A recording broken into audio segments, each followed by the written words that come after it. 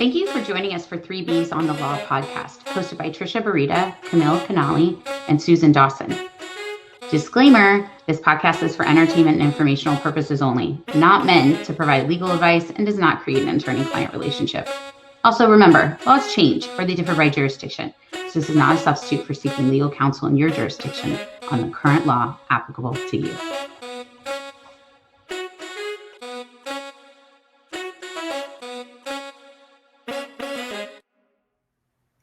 One of the things that employers are often confused about, especially during COVID-19, is what can they ask their employees about their symptoms? Normally, except for under certain circumstances that Trisha is going to talk about in a second, employers on a daily basis don't ask employees about their health. So I know, Trisha, before we got started today, you were mentioning the specific circumstances outside of COVID that employers typically can ask about with respect to their employees' health. Yeah, I'm not going to name them all, but I think generally employers may be privy and more get exposed. I wouldn't say like necessarily that they're doing their own analysis of medical condition, but sort of get exposed to the medical information of employees in limited circumstances, because it isn't something that you're supposed to sort of interview somebody about. And one of those would be the FMLA. So if you're under the Family and Medical Leave Act with over 50 employees and the other provisions, requirements, then you may be exposed to some medical information when the employee asks for FMLA, especially if they're asking it for self, for their own personal self to take that leave and not for another person, another member of their family. You also may get some sort of medical information from an employee or be privy to it when they ask for an accommodation under the Americans with Disabilities Act, because in those requirements for leave or in their requirements for trying to ask for some type of accommodation, sometimes there's a physician involved where they give, the specific information about whether or not the employee can perform the essential functions of their job. And so with that, of course, obviously if there was, for an example, an employee, who had a loss of vision, and maybe you might not know that immediately upon meeting them, but it is something that you may find out, right? Obviously through either the hiring process or after they're hired, they have some limited vision and may need some sort of accommodation.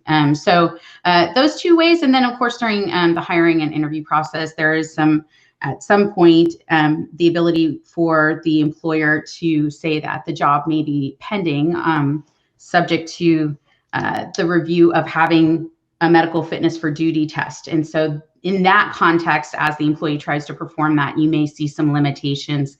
For instance, employees that couldn't lift a certain amount of weight, and that really is going to be more job specific. But there may be a few other circumstances, but that's a lot of the times that when employers may be exposed to medical information. Right. In certain states, I know California, there are state laws that you got to comply with as well, which is always a joy. But what can you ask employees about during COVID? It's mostly flu-like symptoms, fever, chills, shortness of breath, difficulty breathing, fatigue, muscle and body aches, headaches, new loss of taste or smell, sore throat, congestion or runny nose, nausea, vomiting, diarrhea. All those symptoms you can ask about. And I know a lot of employers are doing checklists and asking their employees to verify before they enter the workplace in the morning that they don't have any of those symptoms. And you can also take their temperature, which is kind of a new and wild development for a lot of employers. I think some employers have gotten that more right than others, in my opinion. Yeah. And so I think one of the things we need to talk about, though, is how do you go about documenting and maintaining the confidentiality of that information for the employees, because you do still have the obligation to do that. Yeah, one of the things I found interesting early on with this was because we're under pandemic is what's giving us the right to ask these questions. But if you think about it, in a small business, very frequently you had some of this information. Sally called in and had a cold, and then John walks by and where's Sally today? Oh, she's home with a cold. You never thought about it, right? It was just, you didn't think about the fact that that was medical information that you were releasing because it was just a cold. And then early on in COVID, having a cough, sneezing, anything like that, oh my goodness, she has COVID, right? So people started to realize that, the importance of medical information and that what it could mean. But a lot of businesses still didn't understand that when Sally called in and said, I have a cold, I can't tell someone Sally's coughing. That's why she's staying home today, right? So even though now we can ask the information, it's not just about asking, but you can't release it. And even though these symptoms are things that have been around for a while, it's not a matter of whether or not you can say someone has COVID, right? We're talking about, can you discuss what's going on with them? They have a cold. They weren't feeling so good today, so they stayed home.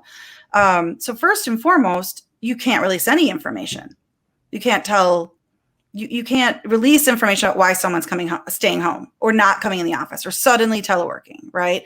If someone was waiting to come into the office or the facility and they had a fever and they go, you can't tell anybody else why they had to leave and turn around and go back. Even if it's obvious, even if everybody else knows, you still can't release it. So I think that it's hard for a lot of employers, especially small business employers that care so much about their employees they want to tell. They want everybody to worry. They want everybody to take care of them, send them home food, make sure they're right. You can't do it. So I think it's really interesting from a perspective of confidentiality for the medical information that employers need to understand and learn the importance of keeping that secret or confidential. So, and then it really goes into, you talked about documenting. Obviously, you need to keep records of it. You're going to keep that with how you should be. We haven't gone into the importance of, I should ask you guys, in your states, right, you keep two employee files, right? You've got the medical records separate from the employee records. Okay. So that's more of a federal thing, right? I mean, it's not just a state. I know we do it here in Illinois, but I never thought about whether or not that was a federal recommendation versus a state. I mean, I think that I get where you're going with that, Susan, but I think, on top of that, one of the issues that they're running into is, and there's other circumstances where I mentioned that you may run into medical information, it's either a process the employers come into contact with before, they've had an accommodation issue in FMLA, they have that paperwork, they know how they give it to the employee in a confidential manner. It's sort of a process they work through. This whole idea of testing the temperature of an employee before they walk through the door in front of all the other employees that are coming in, somehow keeping that information all confidential, figuring out who's going to be doing that. I think that kind of stuff and the symptom situation has been an interesting thing to kind of work through because, I've seen it where some employers have been really smart about where they've engaged some sort of nurse or other medical professional to part-time handle that situation when individuals come to work and just sort of, so because they want to hire someone that's familiar enough with the fact that is information that needs to be kept confidential versus, the file clerk or maybe an HR professional that's not experienced or something trying to do those sort of medical checks every morning.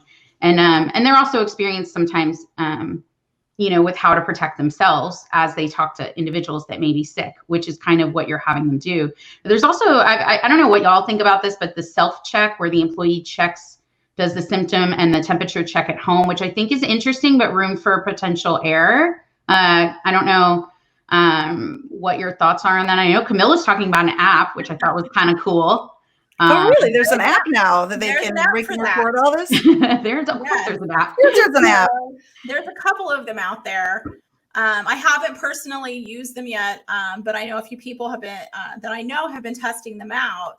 And the whole purpose for doing that is that the employee does a self-assessment before they even come into the office, so that if you have the symptoms and you report it, you don't come in and, you sign a policy. We talked about that a few episodes ago, but you sign a policy that you're going to comply with and, tell the truth about your symptoms every day. And if you've got a symptom, you stay home. And if you verify that you don't have any symptoms, you come to work. So the question though goes back to, okay, they send that in. Right. Maybe you have a pandemic coordinator, or we have another podcast where we talked about the disaster, coordinator or committee. whoever it is that you sent it to, now what do they do with it? Right. And so there's a couple of things that they have to know of what to do with it. Someone's maybe sent, either they sent them an email or they called. Right. So under the FFCRA, the Family First Coronavirus Act, if someone calls in, it's required to keep that, to document that. Whereas previously, if someone called in sick, you didn't always necessarily document everything about that call like it's required now. And let's say they emailed it, or they turned in a form, or you've got the log of everyone's temperatures that day. Where do we put it, right? Where do you maintain that? So that's where I was going back to the employee records, because some small businesses, you talk about having the HR person take the temperature. Well, if you're small enough, in my experience, a lot of businesses have their controller as their HR person. So it's really an accountant, right? A financial person that they also have, I don't know if you've had that experience, but they also have running HR. These people don't know really about confidentiality and HR. And a lot of times I find that they haven't been keeping the record separate. So I think it's important to talk about the importance of having 2 employee files, right? So you're keeping the medical records, this information in their health record file, not in their maybe disciplinary or just general employee file, for purposes of keeping it confidential.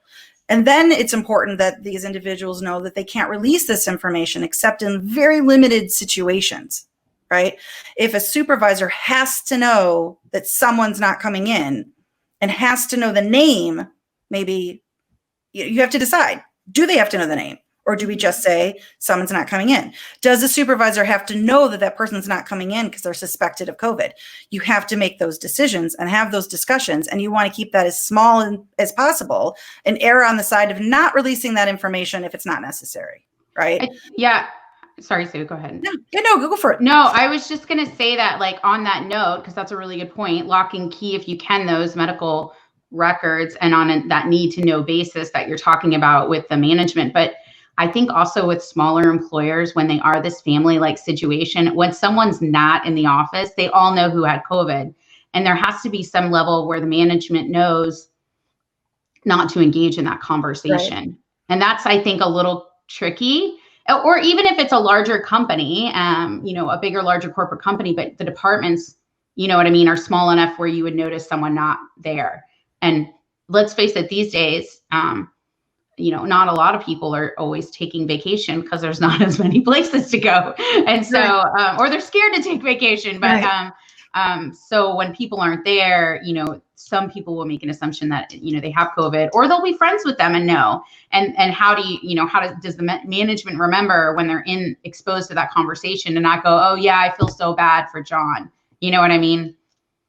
Right. Right. You have to make sure that the management who is handling this information is well trained not to disclose the confidential information. It's not theirs to give, it's the employees. Right, which goes into training management. So, your shift supervisor or your manager, whoever you're talking to, who may not be used to needing to keep that information confidential, right? Well, and they may not be used to addressing employees' health because all of that's taken care of, before the employee shows up for work. But now, particularly if there's, they may, depending upon how they're doing the health checks, they may have to have multiple managers at the facility doing that just to get everybody in and, working without wasting too much of the workday. You don't want your employees standing in line for 30 minutes because you have to pay them to do those health checks. And secondly, it's taking up time from productivity that could be better spent, actually doing the work of the business. Right. But, I go back to a lot of those supervisors, again, don't realize that saying, oh, so-and-so is out sick today, you can't do that. Right. That it's just such a part of it's just so natural to them. They've been doing it for years. No, it's not a big deal. So, like I said, Sally's out sick today. Right. I mean, we didn't say Sally's dying of some horrible illness or has some major disability or has some really private surgery. We all know not to go there. Right. But Sally's home with a cold. No one thinks about that. So when it's easy for us as the lawyers that deal with this to know to keep that that confidential. But when you, even the HR, maybe even the executives have been paying attention and they know. But when you're releasing that to a floor supervisor, because maybe they have to rearrange the schedule or they just have to, that information. Are you doing that training? Are you really going down to that level and making sure that they understand? You can't even say that, no, she just had a cough. We're just keeping her home just to be sure, right? You can't say that. And I think that that's what's going to be really challenging for some people, because when you're that floor supervisor, that's your team, that's your family, and you're used to caring about each other and talking to each other. And it's going to be some interesting training on how to get them to stand back and not release that, because it's going to go against their entire nature. But it's important. Oh, I'm sorry. Go ahead. I was done. Oh, okay. I was going to say, and it's also, when you were talking about guests, ordinarily you would never ask someone who was visiting your facility about their health. Like I can't ever think of a time where I have asked anyone coming into my office, other than saying, how are you? But I've never said, hey, have you had a fever? Have you had chills? Have you had diarrhea? Have you had shortness of breath? Never done it. And so that's also new for a lot of people. And you have those same confidentiality obligations to your guests. Right. And what have you guys been hearing about, guests coming into people's facilities, or what have you had to do when going into other businesses? What are you talking about? I don't go anywhere. Well, I've been to the doctor, I had my carpal tunnel surgery. So every time I walked in, I went through that, right? I mean, the fevers and all that. I've had it, not too many businesses. Usually it's just whether or not you're wearing a mask, right? But, if there's some buildings I've heard, I haven't experienced this myself, but I've heard some commercial buildings are taking temperatures before people are walking in the door.